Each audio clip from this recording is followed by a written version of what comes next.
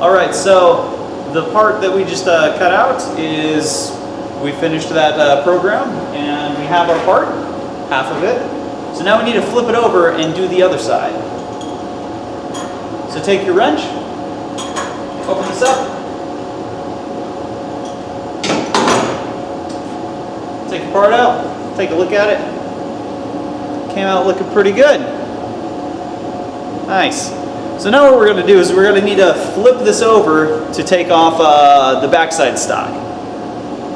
And we're actually not going to need to retouch this thing, because what we're going to do is we're going to take this machined part right here, this side, up where the camera holes are. There we go. This edge, we're going to take that and just touch that off to the edge of our vise. And we're going to do that using a parallel. So let's go ahead and load it. Make sure your camera holes are facing this way. I need to close this up a little bit since it's thinner. We're clamping down on the machined part, the machined sides, not the stock anymore.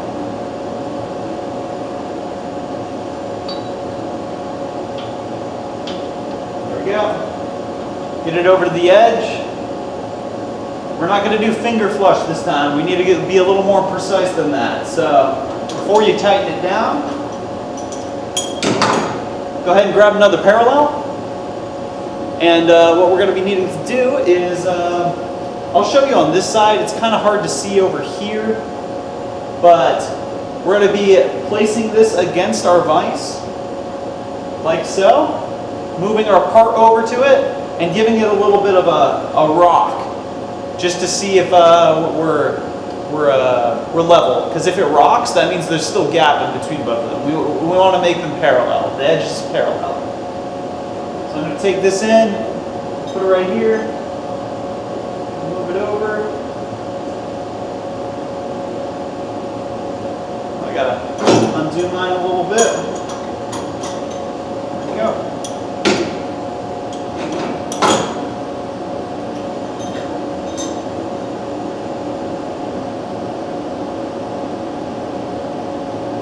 There we go. So once you have it all lined up on that edge over there, go ahead and start tightening it down and using the mallet.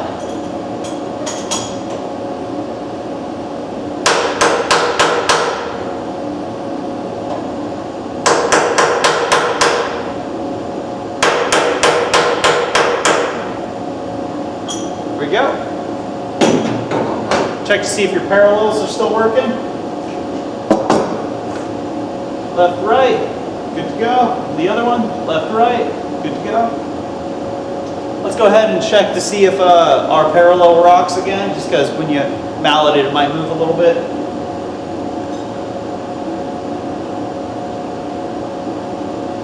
We're good, and make sure that you're touching off to the, using this to the solid job, which is the one furthest from you.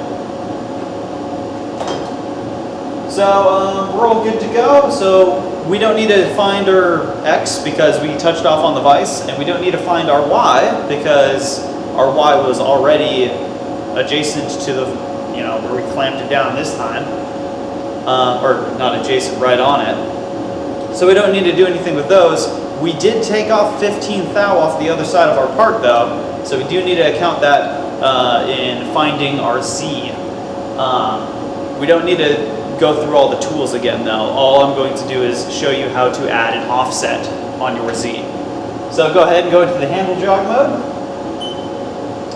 We're going to go ahead and hit offset, which is under display. That'll highlight this screen right here. You're going to want to go over to where it says Z axis underneath to the right of G54. And you're going to want to type in the amount that we shaved off the other side using that face, which is 0.015 or 15 thou. There we go, and then go ahead and hit enter, and that will add it into that section. There we go, and actually 1 second, negative 0.015 since we shaved it off. We need to lower it. So we're going to go ahead and clear that. To clear it, put 0 and hit F2. That'll clear it.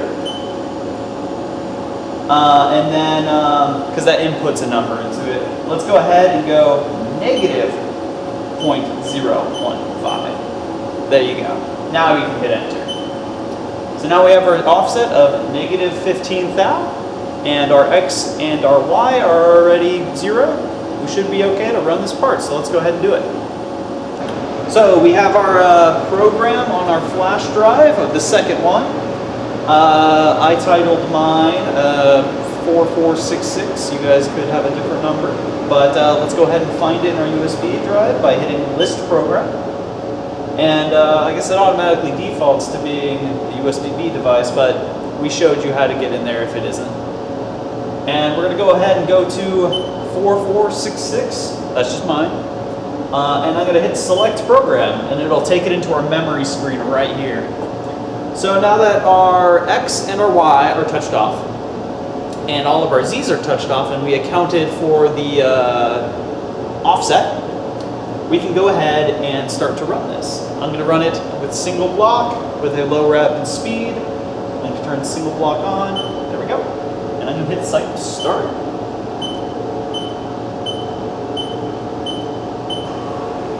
There we go.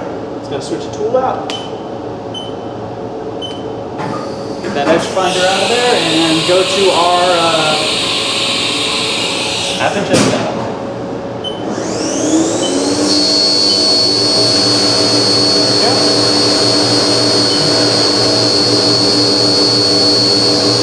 Turn on distance to go over here. It's a helpful little tool to just kind of check if your z-axis is correct and all that.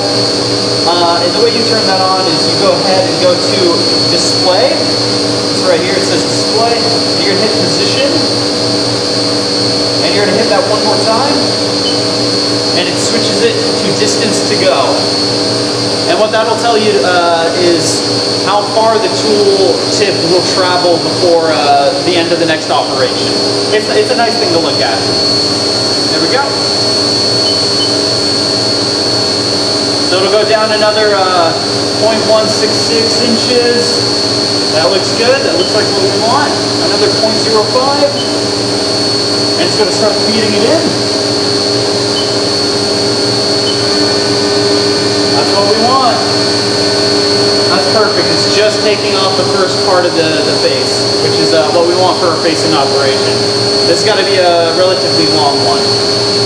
So I'm going to turn off single block because my offset is correct. We're going to let it run. So we finished the facing operation by taking off that big chunk of aluminum. And now we're going to go ahead and get into pocketing it out, which the drill will enter into the profile that we've cut out on the other side and give us that shell that we need for the case. Exactly. So let's go ahead and start doing that. I'm going to turn the coolant back on. I just wiped the screen off so you guys can see in there. But we're going to go ahead and turn this back on. Boom. And there we go. And this is going to be using the same tool, and I trust its z-axis, so I'm not going to do single block.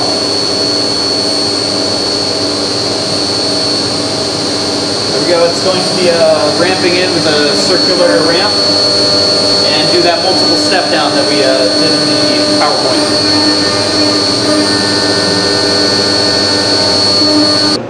So now the chamfers are going to be going, so cleared the screen off again so you guys can see it. Turn the coolant back on. And here it goes. Let me turn the wrap back on a little bit.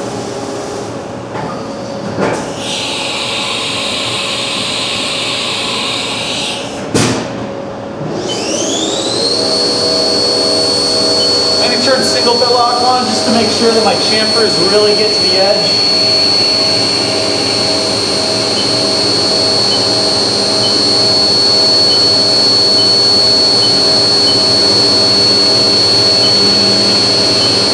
There we go, they are. Turn it back off. We're going to let it run.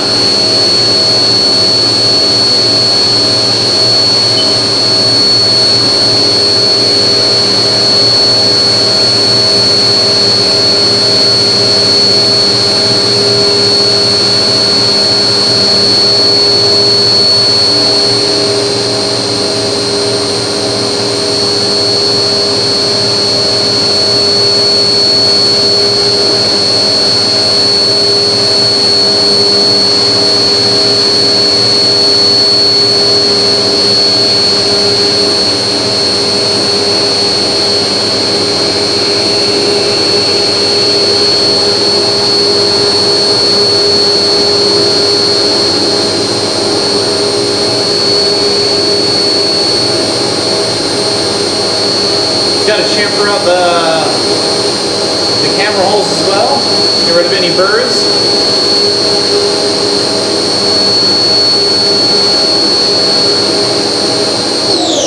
There we go. So it's all finished now, so we're going to go ahead and unclamp it and observe it. See what we got.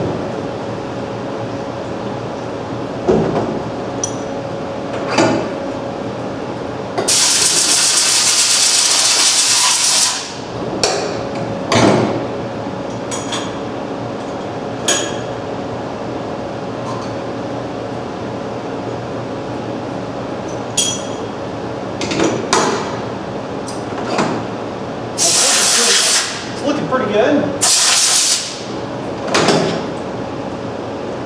There we have our iPhone case. That came out great.